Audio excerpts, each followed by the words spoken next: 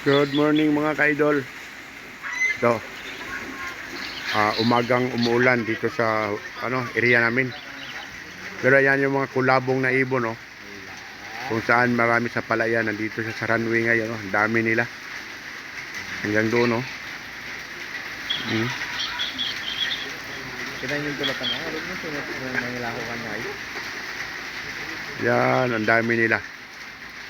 Hanggang doon, no? Kabila. Yan.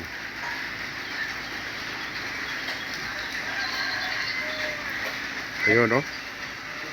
Ang dami pa rin.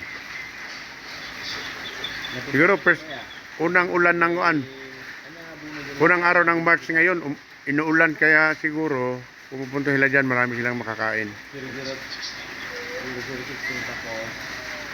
Dami talaga.